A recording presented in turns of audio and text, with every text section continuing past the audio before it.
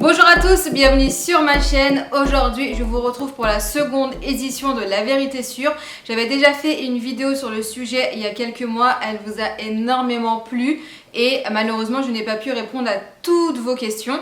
Donc voilà pourquoi je fais une deuxième vidéo. Le principe de cette vidéo, c'est que je vous ai demandé en FAQ de me dire si vous avez des doutes sur la composition de certaines marques. Donc vous m'avez cité plein de marques et j'ai repris celles qui revenaient le plus. Donc aujourd'hui, je vais vous dire si oui ou non les compositions des produits sont saines, si elles sont naturelles, si elles sont non nocives. Bien entendu, il y a certains composants chimiques qui ne sont pas naturels mais qui ne sont pas nocifs. Donc le but ici c'est de dire si oui ou non les compositions des produits sont nocifs ou s'il y a des produits un peu controversés. Si vous n'êtes toujours pas abonné à ma chaîne, n'hésitez pas à le faire. Et ici on parle que de produits naturels. Je teste énormément de produits, je donne mon avis, je vous partage mes routines, je vous partage mes coups de cœur, mes flops, je vous dis ce qui est bien, ce qui n'est pas bien. Je vous partage également des vlogs, donc je vous embarque avec moi dans mon quotidien. Donc voilà, je vous partage un petit peu tout et surtout toujours avec un avis sincère. Et si jamais vous aimez ce type de vidéo, n'hésitez pas à la liker, que je puisse savoir si il faut que je fasse une troisième édition. J'ai mon petit cahier ici, comme la fois dernière, où j'ai pris toutes mes notes, donc c'est parti! Je vais déjà commencer par la première partie, donc qui sont les marques aux compositions saines. Donc on a Pulpe de Vie, La Canopée. La Canopée d'ailleurs c'est 100% naturel, je crois que tous leurs produits sont 100% naturels. On a Logona, donc ça pareil, composition saine. Mademoiselle Bio également, leurs produits sont très bien. En plus j'utilise beaucoup de produits de cette marque, puisque en fait ils sont simples, pas chers et les compositions sont bonnes. Donc voilà, c'est tout bénef. Zao, c'est une marque de cosmétiques de maquillage qui est très bien. Jonzac, j'adore cette marque. Velleda également, les compositions sont saines. Il y a également Ringana, alors ça je connaissais pas du tout, mais en fait elle est revenue je ne sais combien de fois cette marque, donc je suis partie voir et franchement elle a l'air d'être vraiment très bien. Je pense que je vais essayer de tester quelques produits, je vais en acheter quelques-uns pour voir ce que ça donne, parce que c'est une marque qui donne envie et j'ai regardé quelques compositions et elles sont saines. Voilà, vraiment. Et en plus, je crois qu'ils sont certifiés bio. C'est une marque avec énormément d'éthique. Ils ont une approche écologique très intéressante. Donc voilà, Ringana, je ne connaissais pas du tout cette marque. Mais en regardant leur site, ça m'a donné énormément envie. Donc je pense que je vais acheter quelques produits. Voilà pour les marques saines. Maintenant, on va passer à la partie croustillante de la vidéo. C'est donc toutes les marques que vous m'avez citées, où j'ai analysé justement les compositions et où voilà, c'est pas top. Et c'est forcément des marques qui utilisent des mots-clés très naturels ou des couleurs naturelles, voilà, du vert ou alors des feuilles un petit peu partout. Et du coup, ça vous fait penser que ces marques sont saines. Avant de commencer cette deuxième partie, je préfère quand même préciser que le but n'est pas de dénigrer ou de salir des marques, vraiment pas du tout. Le but c'est vraiment de vous aider en fait, mes abonnés, à savoir si une marque ou pas est naturelle ou non. Et c'est une demande que vous me faites en fait carrément au quotidien. En fait, au quotidien, je reçois des messages me demandant est-ce que cette marque est naturelle ou pas, parce que je ne sais pas décrypter les compositions et j'ai pas envie de me faire avoir parce que je veux utiliser des produits naturels. Le but c'est vraiment d'aider les personnes qui souhaitent utiliser des produits totalement clean. Pour celles qui n'ont pas envie d'utiliser ce type de produit, limite cette vidéo n'a pas d'intérêt pour vous. La vidéo elle sert vraiment à ceux qui veulent savoir et qui veulent utiliser des produits non nocifs. On commence par l'Occitane. Alors l'Occitane, il est vrai qu'ils utilisent énormément de produits naturels. On va retrouver par exemple du beurre de karité, de l'amande, de l'huile essentielle d'Immortel. On va avoir vraiment beaucoup de produits comme ça, bruts de qualité. Mais malheureusement les compositions finales ne sont pas saines du tout. Deuxième marque, c'est Loublou, qui est beaucoup revenu. D'ailleurs cette marque m'avait proposé il y a quelques mois, il y a un petit moment, même plus d'un an il me semble, de collaborer avec eux, même plusieurs fois il me semble, mais j'ai toujours refusé parce qu'en fait tous leurs produits sont pas totalement naturels. Après ça, à la limite ça me dérange pas, mais en fait ce qui peut peut-être un petit peu me déranger, c'est qu'on voit cette marque vraiment partout. Mais au-delà de ça, au niveau des compositions, alors ça dépend des produits. Par exemple, l'huile cellulite, elle est 100% naturelle. Par contre, dans la crème cellulite froide, on a un conservateur qui est déconseillé. Le gel douche, la composition, ça va, ça passe. C'est pas clean de fou, mais ça passe. Par contre, par rapport au gommage, passez votre chemin parce qu'il est blindé de tensioactif. Mais voilà, par rapport à Cellublue Blue, si vous prenez juste l'huile et la ventouse, bah voilà, ça passe très bien, vous pouvez l'utiliser, c'est 100% naturel. La marque Ren qui est énormément revenue. Alors Ren, il y a jusqu'à il y a quelques mois, je pensais que c'était une marque totalement naturelle, mais c'est pas le cas. On va dire que leurs compositions sont globalement ça va, mais il y en a certains où on retrouve par exemple du phénoxyéthanol. Moi personnellement, j'utilise pas du tout, je crois, des produits Ren, mais si c'est une marque qui vous intéresse, et malheureusement il faut vraiment vérifier chaque produit. Et c'est ça qui est chiant en fait avec certaines marques, c'est que c'est vrai qu'on est beaucoup plus à l'aise quand on sait que la marque est totalement saine, on peut se faire plaisir, on peut y aller les yeux fermés. Là pour Ren c'est pas le cas, et pourtant ils ont des produits vraiment de ouf que je vois vraiment un petit peu partout qui donnent envie, mais il faut vérifier chaque composant. Ensuite j'ai eu Uriage. Alors déjà j'étais un petit peu étonnée que cette marque ressorte. Pour moi, tout le monde savait que c'était pas naturel. Donc voilà, je vous confirme, cette marque n'est pas du tout, mais pas du tout naturelle. Les compositions sont vraiment bof. Même la composition du liniment n'est pas saine. Voilà, c'est dire, franchement, passez votre chemin. Et souvent, comme ça, en fait, les marques de parapharmacie ressortent parce qu'on pense que, étant donné que c'est vendu en pharmacie, c'est gage de bonne composition, sécurité, etc. Alors que pas du tout, mais vraiment pas du tout, ça ne veut strictement rien dire. Cinquième marque, la marque Evalia, que je ne connaissais pas non plus. Voilà, franchement, je connaissais pas du tout cette marque. Et elle est revenue énormément de fois, mais vraiment. D'où sortent ces marques que je connais pas du tout, mais que tout le monde me cite? Enfin, c'est trop bizarre. Mais du coup, j'ai analysé la composition des produits. Donc pour celle-ci, ça dépend vraiment des produits. Il y en a où la composition est nickel de chez nickel. Et il y en a d'autres où c'est vraiment bof. Par exemple, le peeling à la framboise n'est pas top du tout. Le savon anti-imperfection, le masque à l'argile, le contour des yeux. Voilà, il y a quelques produits, vraiment les compositions, là ça désirait. Donc voilà, ça dépend vraiment des produits. Il y en a qui sont vraiment très très bien. Limite je crois qu'ils sont 100% naturels, et il y en a d'autres où voilà, c'est pas top. Si vous voulez consommer chez eux, si vous voulez consommer que des marques, des compositions saines, il faut vérifier chaque produit. Et pour vérifier chaque produit, il me semble que je l'ai déjà dit dans ma première vidéo, mais il suffit d'aller sur le site La Vérité sur les cosmétiques et de taper chaque composant. Voilà, et là vous saurez si oui ou non la composition totale du produit est saine. La marque Mustela qui est énormément revenu. Alors, il faut savoir que Mustela, depuis, ça fait quelques mois, il me semble qu'ils ont lancé une gamme bio. Je l'ai vérifié, rien à signaler. Les compositions sont très très bien, c'est nickel, il n'y a pas de produits nocifs, etc. Mais vraiment, tout le reste, passez votre chemin parce que voilà, c'est pas top. Alors à la base, je vous avoue que je n'aime pas trop la marque Mustela, mais je suis contente, mais vraiment je suis contente que cette marque en particulier lance sa gamme bio. Je vais vous expliquer pourquoi. Tout simplement parce que c'est une marque qui est très connue, réputée, populaire chez les parents. Vraiment, les parents, quand ils pensent à une marque pour bébé, vont penser Mustela tout de suite.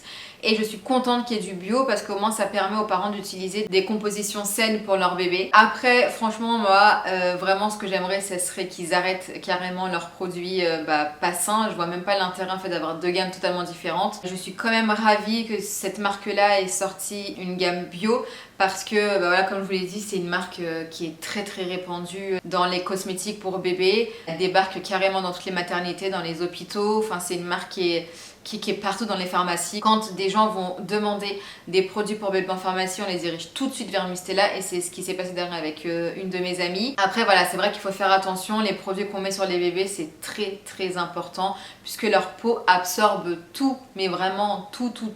Du coup c'est super important d'utiliser des produits sains, surtout pour les bébés. C'est obligatoire en fait, vraiment si vous ne voulez pas prendre des produits pour vous sains, faites-les pour vos bébés parce que c'est très important pour leur santé. Donc voilà, grosso modo, Mustela, bravo pour votre gamme bio. Par contre voilà, dans l'idéal, c'est sûr que dans l'idéal ça serait bien qu'ils arrêtent de produire toutes les autres gammes quoi, ça serait parfait. D'autant plus que franchement moi je ne suis pas du tout fan des parfums pour les bébés, des odeurs très fortes sur les bébés. Je trouve que c'est dommage en fait de leur mettre des parfums parce que l'odeur naturelle du bébé sent bon, ça sent bon. À la limite une petite odeur vraiment très légère, très subtile. Mais voilà, on sait tous que les produits Mustela ont leur odeur. C'est une odeur qui est imprégnée sur les bébés et Voilà, c'est pas top je trouve. Moi je préfère largement l'odeur naturelle par exemple de ma fille qu'une odeur chimique d'une crème. Une marque qui est pas mal revenue également, la marque Save. Alors ça c'est un bon petit greenwashing puisque tout, absolument tout,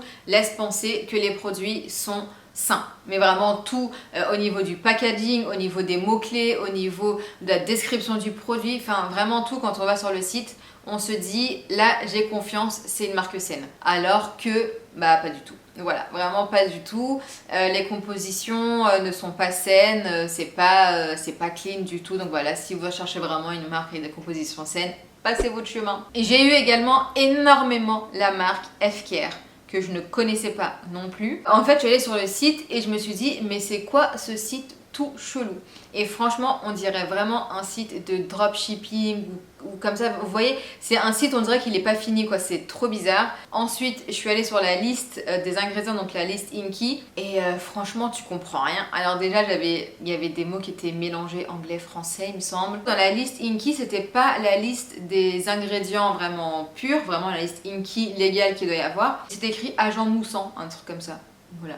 Donc c'était trop chou. Donc en fait on sait pas quel est le tensioactif qui est utilisé. Impossible de vérifier. Donc pour moi je qualifie ça un petit peu comme du greenwashing. En fait ils mettent beaucoup en avant les composants naturels, mais après pour le reste on sait pas tout. Et j'ai trouvé par exemple du silicone dans leur masque au charbon qui fait fureur. Donc en fait tous les produits n'ont pas une liste Inky vraiment carrée, bien détaillée. On peut pas vraiment vérifier. J'ai trouvé ça hyper chelou, hyper bizarre. Je sais pas si vous avez déjà acheté chez eux, mais moi la vérité j'aurais trop peur de mettre ma carte bleue sur ce site. Enfin je sais pas. J'ai trouvé vraiment ce site très bizarre et qui n'est pas toutes les informations nécessaires. Et d'ailleurs je crois que c'est des informations légales. Pas dispo sur le site, voilà, moi je me méfierais. Ensuite, la marque Nude, la marque de déodorant, cette marque qui est énormément revenue. Je crois que c'est celle qui avait plus été citée lors de cette FAQ. Alors je vous avoue qu'au début je regardais et je me disais oh ça a l'air pas mal, mais c'est pas mal du tout. Mais attendez, mais moi aussi je veux le tester ce déo, mais qu'est-ce que c'est que ça, etc. Et en fouinant un tout petit peu, parce que déjà la composition elle est pas si facile à trouver. Déjà quand tu cliques sur le produit ça te le met directement dans le panier. Ça j'avais jamais vu ça. Et du coup j'ai cherché un petit peu. Bon ça m'a pris quelques secondes hein. Mais après oui je suis tombée du coup sur la liste des ingrédients. Et j'ai failli me faire avoir. Parce que j'ai regardé, alors ils mettent déodorant sans ça, sans ça, sans ci, sans ça, je sais pas quoi, sans tous les composants un peu nocifs. Et ensuite ils te disent qu'il y a que 10 ingrédients dans le déodorant. Donc déjà en général quand les compositions sont courtes c'est quand même bon signe. Donc j'ai regardé et en fait ce qu'ils font c'est qu'ils mettent le nom du produit entre guillemets en français, enfin voilà en langage que tout le monde comprend.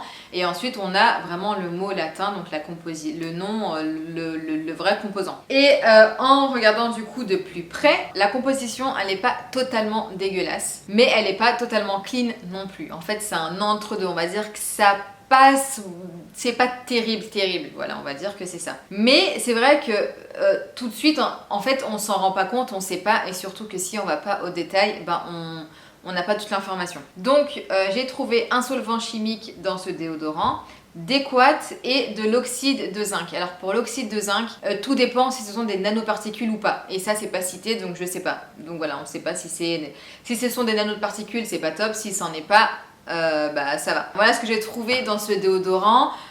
C'est vrai qu'il joue beaucoup sur le produit sans truc nocif, mais on va dire que c'est quand même borderline et c'est pas non plus ouf ici, mais vous trouvez des marques de déodorants avec des meilleures compositions. Et on va finir avec la marque Yves Rocher qui est énormément revenue. Donc pour moi Yves Rocher c'était un dossier terminé. Tout le monde savait que les compositions n'étaient pas ouf, mais apparemment non. Ça dépend des produits. Il y en a qui sont vraiment pas terribles, mais vraiment pas terribles.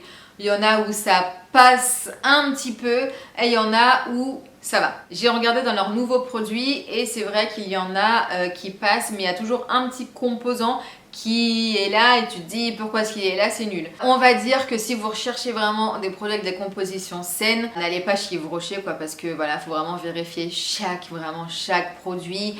Et en plus c'est très limite parce que on voit écrit bio partout, on voit écrit naturel partout. Et ce qui est dommage en fait, c'est qu'ils utilisent énormément d'actifs végétaux bio de qualité. Et avec ça en fait, ils te mettent des produits de merde. Donc je comprendrai jamais la philosophie d'Yves Rocher parce que leur image de marque, c'est quand même une image avec des produits naturels, avec des produits bruts, de qualité, bio, tout ça. Et à côté, bah, ils te mettent des trucs de merde dedans. Et franchement, ça c'est dommage. Et c'est d'ailleurs pour ça que leurs produits finis ne sont pas certifiés bio. Ils s'amusent à écrire bio partout depuis la nouvelle norme. Et du coup, bah, ils peuvent écrire à base d'huile d'amande douce bio sur leur packaging. Mais leur produit fini n'est pas du tout bio. Et ça, c'est vraiment, vraiment dommage. Et je pense qu'aujourd'hui, bah, Yves Rocher peuvent se permettre de faire tout bio, de se labelliser bio. Et puis voilà, d'un point de vue budget, c'est sûr que ça changera forcément si Yves Rocher devient bio, parce que c'est vrai que là c'est quand même accessible, c'est pas trop cher.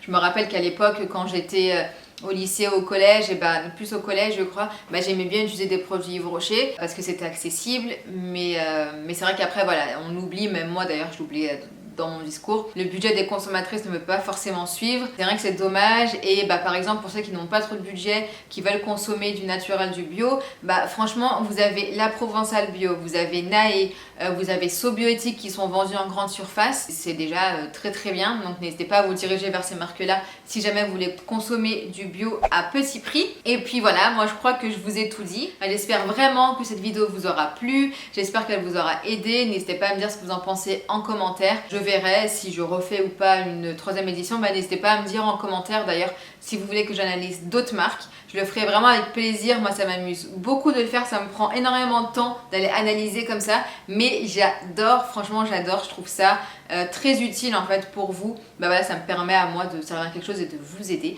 Donc ça me fait énormément plaisir. N'oubliez pas de liker la vidéo si elle vous a plu et de vous abonner si ce n'est pas toujours le cas. Moi je vous fais plein de bisous et je vous dis à très bientôt pour une nouvelle vidéo. Ciao ciao!